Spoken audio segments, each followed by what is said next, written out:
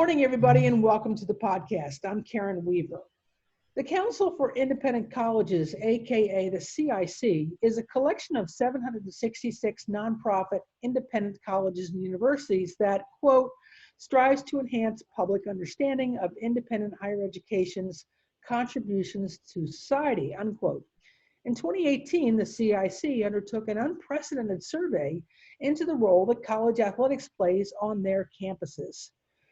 CIC President Richard Ekman described the CIC and its athletics programs like this. Discussions of intercollegiate athletics, whether in the popular press or in academia, are often dominated by large public universities, extensive athletics enterprises, and their connections to professional sports for good or ill. These programs, however, are not the entirety of intercollegiate athletics at American colleges and universities. Independent colleges and universities whose athletic programs primarily compete at the Division II and Division III levels are an important part of the American college sports landscape. Decisions at these institutions about the ways athletics should complement and enrich students' academic experiences are far less likely to be swayed by the number of student athletes who go on to professional sports careers. Yet few studies have been conducted on the progression of smaller independent institutions' commitment to athletics. So my guest today is one of the co-authors of this landmark study, Welch Suggs. In addition to being a former Division III college athlete himself and a former journalist for the Chronicle of Higher Education covering college sports, Welch is an associate professor in journalism and media at the University of Georgia. Welch, welcome to the podcast. It's great to be with you, Karen. Thank you. So describe for us a typical CIC school and their athletics program. Sure. So if we think outside the mainstream, the CIC membership mostly consists of colleges in the NCAA's Division II and Division III, as well as quite a number of schools that belong to other associations like the National Association of Intercollegiate Athletics or the National Christian College Athletic Association. There are one or two others. A few of their members are the larger Division I schools that people may have heard of, like Davidson College or the University of Richmond.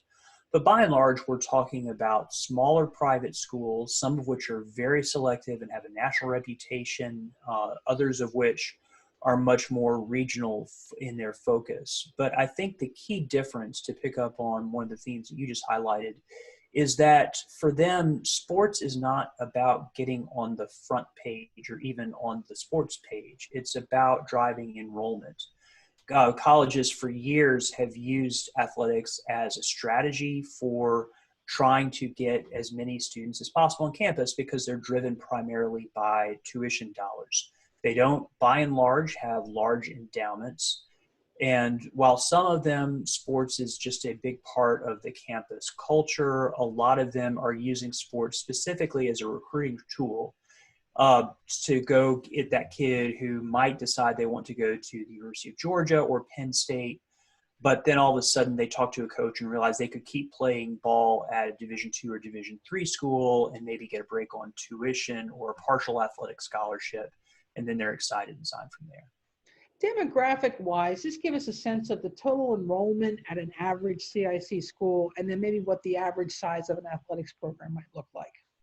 Sure. I don't have numbers in front of me, but I'm going to say that if you think of a college that has somewhere between 700 and 3,000 students, undergrads overall, and an athletic program that is probably somewhere between 15 and 25% of the student body, those would be a typical representative number. One thing we found in the 2018 version of the report that you referenced, where we went and looked at the growth of athletic programs over time, is that both in terms of numbers and representation with this group of schools, athletes have grown as a portion of the student body, and athletics has become a more important recruiting tool for a lot of institutions. So that's one thing that I think a lot of people don't necessarily understand. And as we continue the conversation, we'll talk more about what COVID-19 might mean in relation to all of that. But one of the things the report noted was the face of college sports at these institutions has changed considerably, but sports overall have grown to become an important factor in institutional character and, as you mentioned, enrollment management. Tell us some more about the evolution of college sports over the last 10 plus years. Well, I think there's been a couple of interesting trends. One of them is that colleges have started specific teams in order to appeal to students from specific regions of the country. So, for example, lacrosse is a big sport in the Mid-Atlantic and Northeast. Those places, if we're thinking about DC or Philly where you are, or Boston or Baltimore, also tend to have a fairly affluent population. So a whole lot of schools, especially down here in the South, have started adding lacrosse teams specifically to engage both those students, and also the sport lacrosse I'm thinking of specifically has grown in the South as well, in areas like Charlotte and Atlanta and Birmingham and so on and so forth. So schools are responding to that. Field hockey is the same way.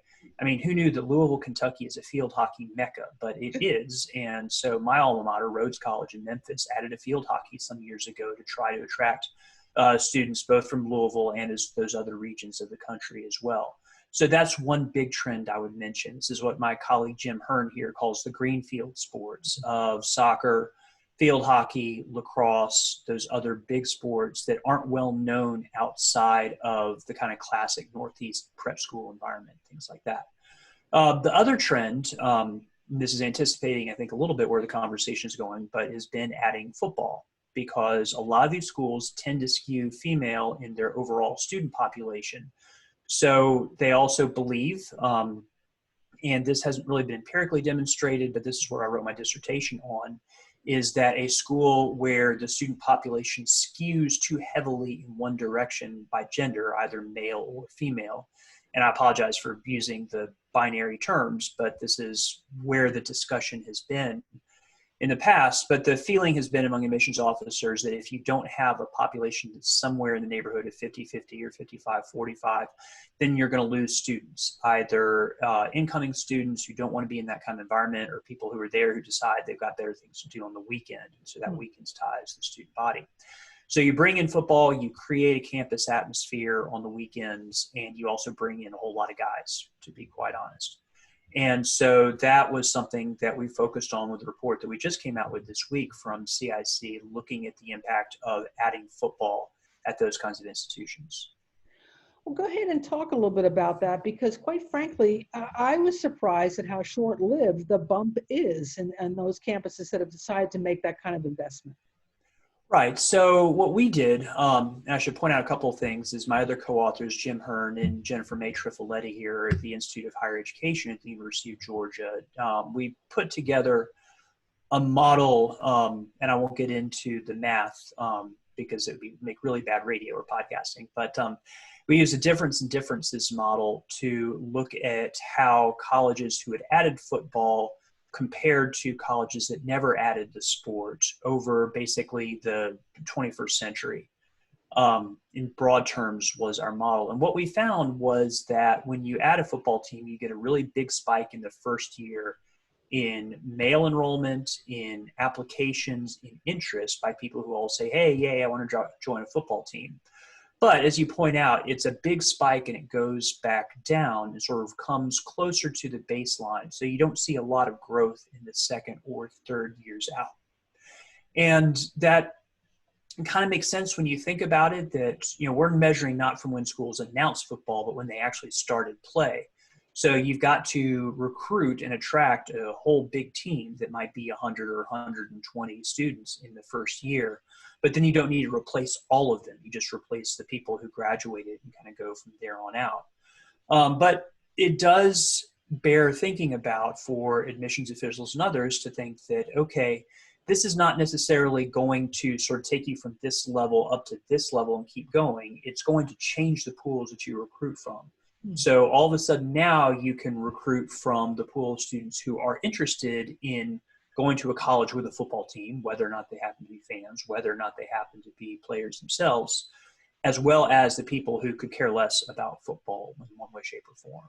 So I think that gives people a bit of a pause, but at the same time, it does say this opens up new markets, and so that we're able to sustain ourselves where we are when problems start, such as, pandemics, but also I think more broadly, everybody knew that there is a coming enrollment cliff in higher ed, and the college-going population is going to take a dive the next few years. And so for a lot of these schools, sort of having more markets or more resources to draw on is going to be key.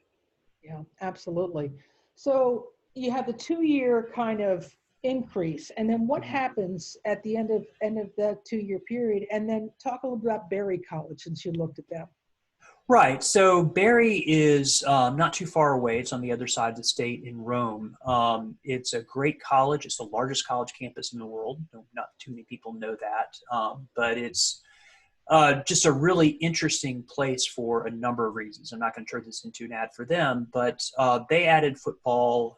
It'll be 6 years ago now, this August. So when we were working on this study, we thought, it'd be really nice to add a case study to this and not make it purely a quantitative exercise.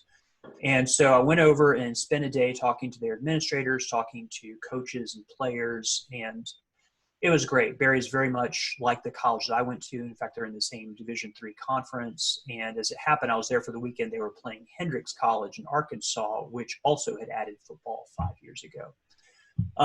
And they built this beautiful little stadium. They get a lot of people. It looks like a very small tailgating scene like you would see at other colleges, except the campus is completely dry. So it's, at a place like Georgia, I got to confess, it's kind of a war zone if you walk through campus, not so much at a place like Berry. But they really did mirror or reflect a lot of the findings that we had. They saw a massive spike where I think they were planning for something like 90 players that first year. Instead, they had 120 or 130. But their number of applications, their interests, all that stuff went up in the first year or so. And then it sort of gradually settled back to a baseline slightly above where they had been. But it was not a major impact, but what it did do was bring in enough students to very much justify the return on investment. Again, not to belabor the point, but they're not on TV. They are not making lots of money off of ticket sales.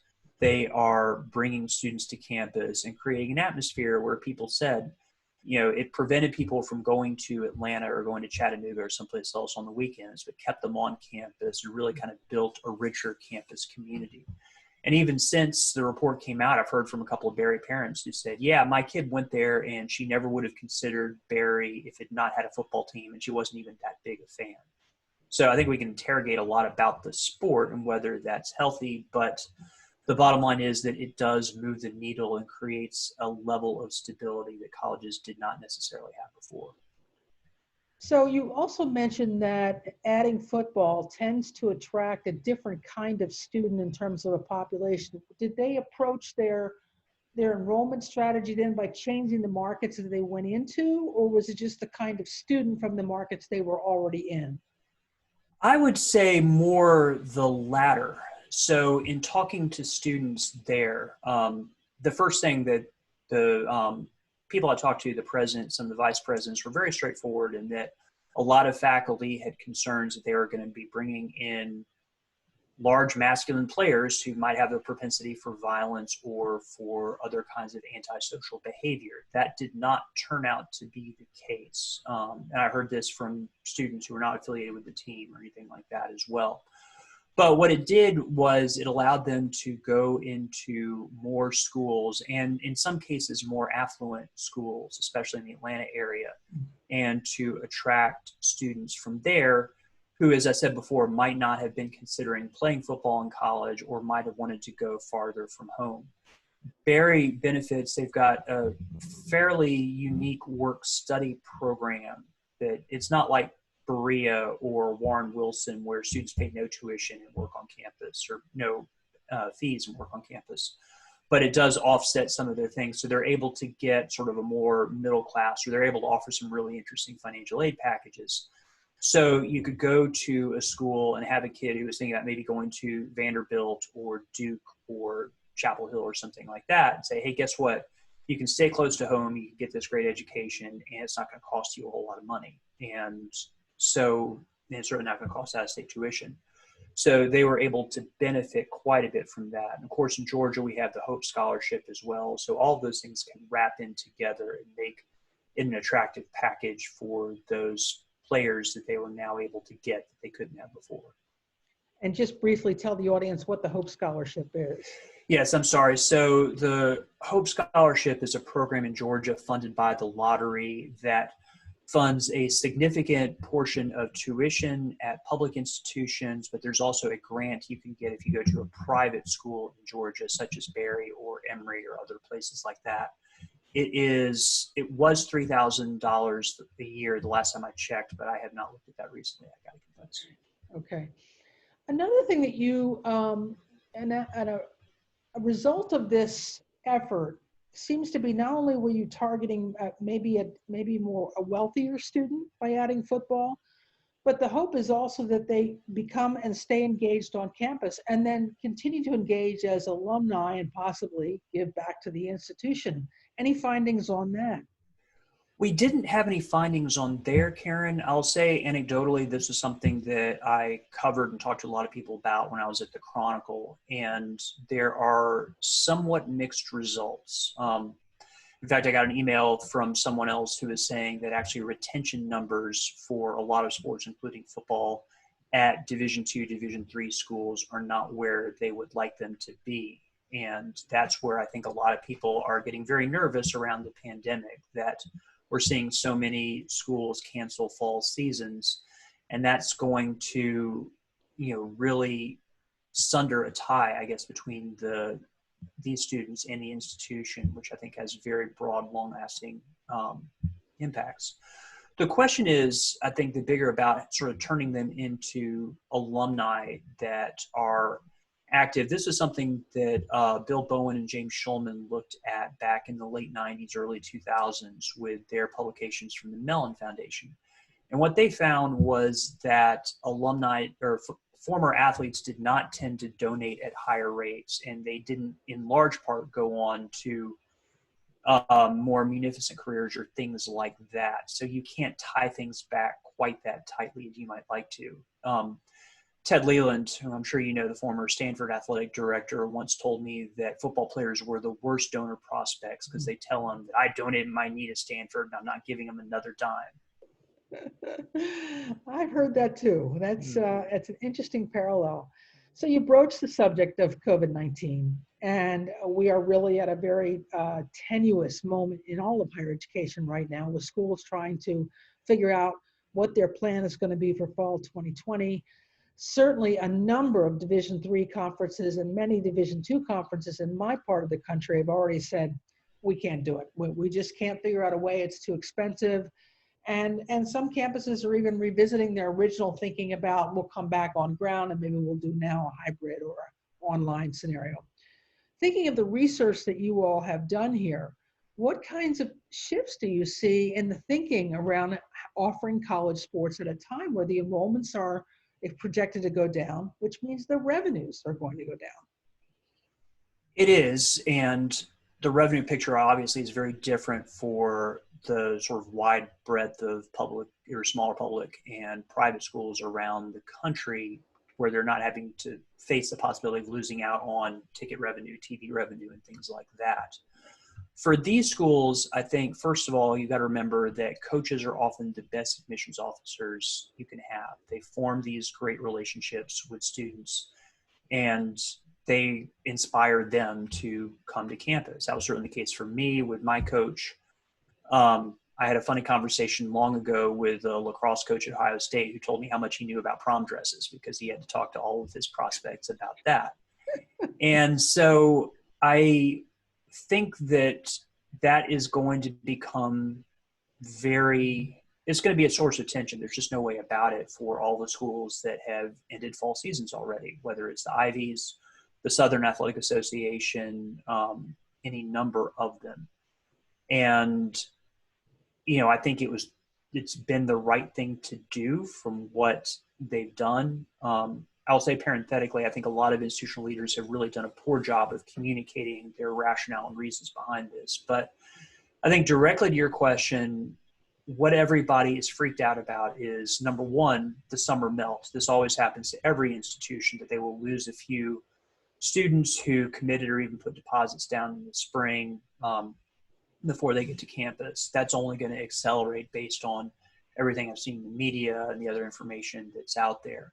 Then with sports, it comes back to the question of what is tying the student to the school. right? So again, thinking of that example, I talked to a football player at Barry who had gone, he was interested to know that I taught at Georgia because that was where he was planning on going until a football coach from Barry showed up to talk to one of his teammates and started talking to him as well. And so if you don't have that, if you don't have a reason, then what's the value proposition of going, especially to a private school, especially one that has higher tuition, as opposed to saying, okay, I'm going to take a gap year, or I am going to just say, okay, football has been, I've hit the end of the road in football or baseball, whatever sport we're talking about, and I'm going to go to my local community college or a public four-year in my state, especially if my parents have been laid off or if we have other financial pressures, or if I'm just going to take online courses. Where's the quality proposition of that? Can't I get as good an online education from Georgia State University, say, as I would at a Barry or a Swanee or a Vanderbilt or whatever? So I think these are all massive, massive unknowns, and we just don't know what this is going to mean, in 2 weeks, much less in 6 months or a year. Exactly. The CIC is such an interesting collection. And as you said, it's not just NCAA schools, but it's NAIA schools, it's Christian college schools.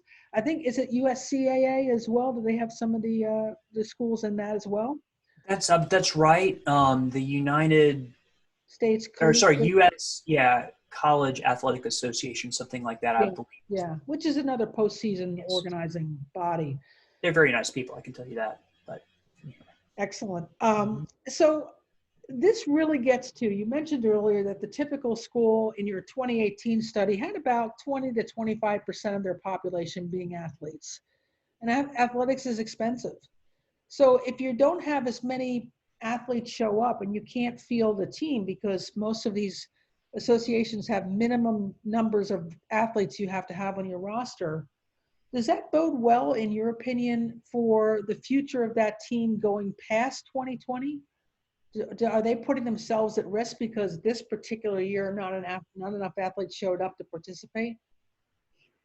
I think that's definitely going to be a long-term concern. It's not only the schools that are really, the tiny schools that are going to have a ton of problems here in the next few years anyway. But even if you think back, I think 2 years ago, Occidental couldn't finish their football season because they had too many players get injured and they had to forfeit a bunch of games off of their roster. I think that is certainly a possibility, especially for football, where nationally the numbers of participants have been declining a bit. The evidence there is mixed. I don't want to get into the numbers too much, but certainly numbers in a lot of states, even very popular football playing states like Texas, have gone down somewhat. And certainly in states that have lost population, they're losing that traditional football population. So are there going to be enough players to go around, frankly, in the out years? But in the immediate term, absolutely. I mean, especially there are a lot of colleges that really and truly depend on football as part of, or sports in general, as part of their enrollment strategy. Erskine College in South Carolina, the Chronicle had a story about them not too long ago, but 70-some% of their students are athletes. And I couldn't believe that until I went through and started counting some of their rosters. They have 50 people on a basketball team. Wow. So why would you go from, let's just say, Shelby, North Carolina to Erskine College across the state line if you're not going to get that chance to play basketball, if that's your main reason for going there? And I think that is going to be a hard conversation for a lot of parents, a lot of students, and an awful lot of ADs and enrollment officers in the next few years. One of the other things that all of us are dealing with too is that the changing dynamics and demographics of the actual athletes and students who come to our campuses. Many of our campuses built their backs on traditional upper middle income sports, primarily white, and you're seeing many of those sports starting to disappear at many levels because maybe the interest isn't there, or the competition for those particular student athletes is strong and they're just not choosing their school. For schools in the CIC, do you see any strategies that they might take advantage of, maybe trying some different sports to try to identify a new generation of athletes that might want to come to their campuses and play? Well, they're trying to in a lot of ways. And one thing we haven't quite talked about is the fact that, football especially is not a diversity strategy. You are not going to get more African Americans, especially, showing up. In fact, in Division III, only about 25% or so of football players are Black. And so people think of football as primarily a sport where there are a lot of Black people because you look at the NFL or you look at major colleges. This is, no pun intended, a different ball game.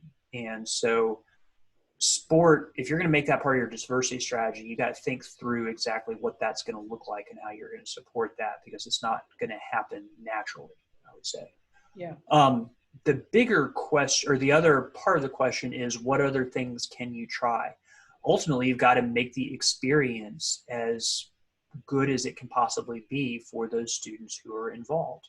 Because again, especially if we're talking about Division III, players can walk off of the field at any time, and that's it. The coach has no leverage over them in form of a scholarship or other things like that. So you got to think about how you can make that experience as meaningful as possible to all the people involved.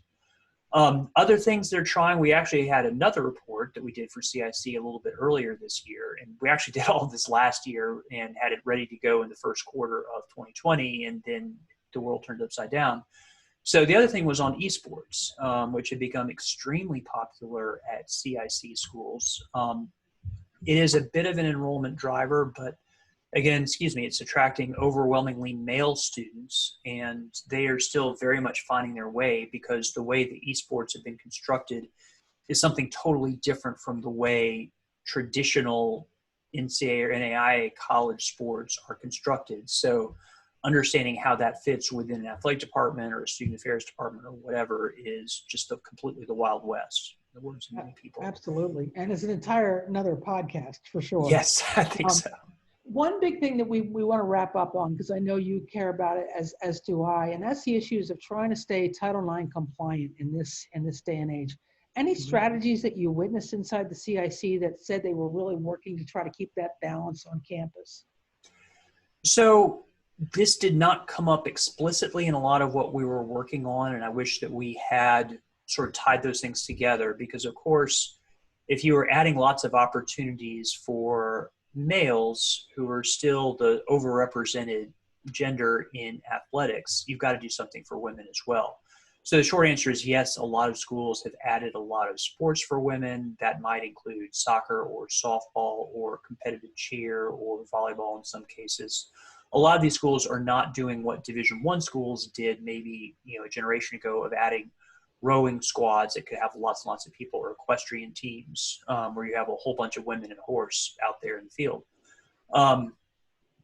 I would worry, frankly, if I were a lot of these schools, about whether I was in compliance with Title IX. But the flip side is that the enforcement of Title IX, and I'd love to get your thoughts on this, but really has diminished, I think, over the last, I'm going to say 15 years or so. But it was never a priority for the Obama administration. It has not been a priority, obviously, for Trump, and really wasn't a priority. It was a subject of great controversy in the second Bush presidency. So, but what we've seen since 2000, really the last 2 decades, is a stagnation of opportunities for women in sports. We have not seen the growth that we saw in the 90s, especially the late 90s. And so the problem is, as I said, with the enforcement, the only way that Title IX compliance can be compelled is through investigation from the Department of Education or through a lawsuit. And there are a few places I've actually seen. It was interesting, before all this blew up, I did see a few cases of schools that were getting sued by women for not expanding opportunities. So the University of Kentucky got sued by a bunch of lacrosse players, is the key example there. And I thought maybe we might be moving into a new era of that. But the Title IX conversation in the last 10 years especially has been around sexual assault. And who am I to say that that is less important than sports, So I just don't think the pressure on schools to expand opportunities for women has been there. And that's a policy issue that a lot of people ought to be thinking about. Yeah. And the only pressure really has come to add more sports is because it's been an enrollment driver for Yep. institutions. But as you said, they've trended more female anyway, so the tension has been there to add more male sports. Yeah. Well, Suggs, thank you so much for joining me today to talk about this really important study, and also this organization that, unless you're really in higher education, you're not aware that they collectively try to look at the best ways to strategy for independent privates around the country. So thank you. Absolutely. Thank you, Karen. It's a pleasure.